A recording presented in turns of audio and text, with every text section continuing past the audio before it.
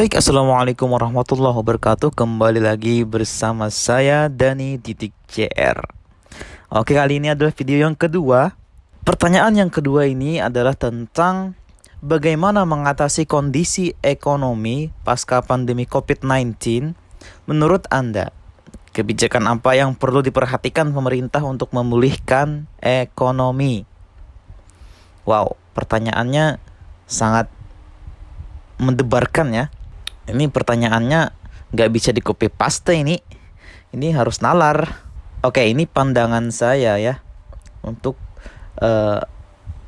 COVID sendiri. Menurut Mbah Google juga sih, dampak pandemi COVID-19 tidak hanya pada sektor manufaktur, tetapi juga terhadap sektor UMKM sejak April 2020. Salah satu upaya pemulihan ekonomi nasional yang dilakukan pemerintah di masa pandemi COVID-19 adalah mendorong sektor UMKM yang memiliki peran penting dalam perekonomian nasional karena banyaknya pekerja yang terlibat langsung. Apalagi jumlah UMKM di Indonesia mencapai 64 juta dengan komposisi usaha mikro dan kecil UMK sangat dominan, yakni 64 juta atau 99,92% dari keseluruhan sektor usaha. Kelompok ini pula yang merasakan imbas negatif dari pandemi COVID-19. Dalam situasi krisis ekonomi seperti ini, sektor UMKM, sektor ini sangat perlu diperhatikan, khusus dari pemerintah karena merupakan penyumbang terbesar terhadap PDB dan dapat menjadi andalan dalam penyerapan tenaga kerja. Mensubstitusi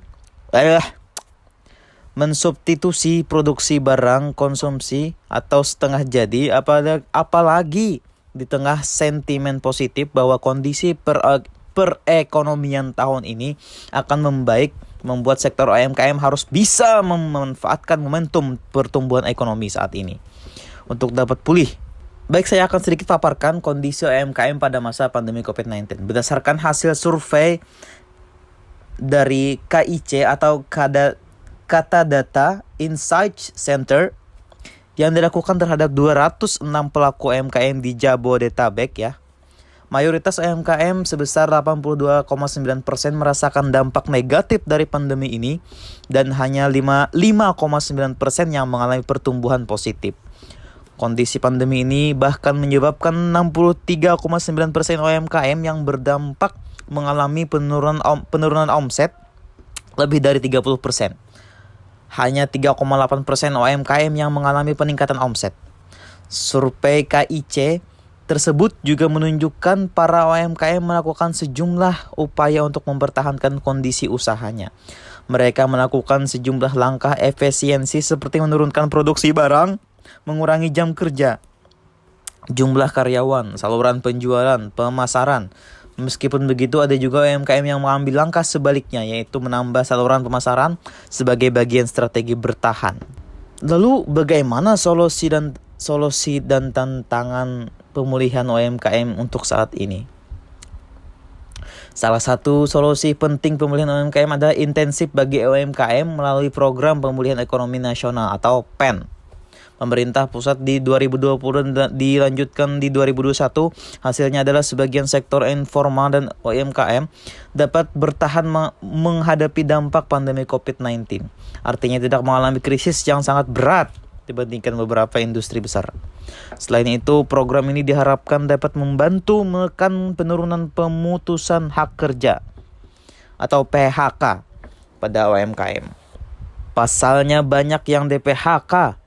Kita melihat di TV, di televisi, banyak berita bahwa pekerja-pekerja di PHK karena untuk mengurangi beban gaji dan sebagainya. Terus, pandemi COVID-19 mengakibatkan krisis kesehatan dan mengganggu aktivitas ekonomi nasional. Namun sejumlah indikator menunjukkan pemulihan ekonomi nasional. Salah satu upaya pemulihan ekonomi nasional adalah mendorong sektor UMKM yang memiliki kontribusi penting dalam perekonomian nasional. Tulisan ini mengkaji kondisi UMKM terdampak pandemi COVID-19 serta upaya pemerintah dalam memulihkannya. Pandemi COVID-19 berdampak negatif pada sektor UMKM yang menyebabkan para pelaku harus beradaptasi, antara lain dengan menurunkan produksi. Ya, seperti yang kita sampaikan tadi. Adapun salah satu solusi dari pemerintah yaitu diadakannya dana KUR atau kredit usaha rakyat, yang dimana itu adalah pinjaman yang disubsidi oleh pemerintah yang hanya kita bayar dengan 3% bunga. Wow, sangat wow. Dimana kalau kita meminjam di bank dengan tanpa subsidi, kita akan dikenakan bunga sebesar 16%. Pemerintah mensubsidi menjadi 3%, itu sangatlah wow. Tinggal pelaku UMKM tersebut yang mengelola dana tersebut. Sektor-sektor UMKM yang berdampak sangat pada pandemi ini seperti tempat-tempat santai seperti kafe dan sebagainya itu terpaksa harus tutup sementara karena tidak bisa menjalankan usahanya dikarenakan peraturan pemerintah yang tidak membolehkan hal tersebut. Jadi krisis ini haruslah segera diatasi. Sampai pada tahun 2022, sektor-sektor ekonomi mulai membaik karena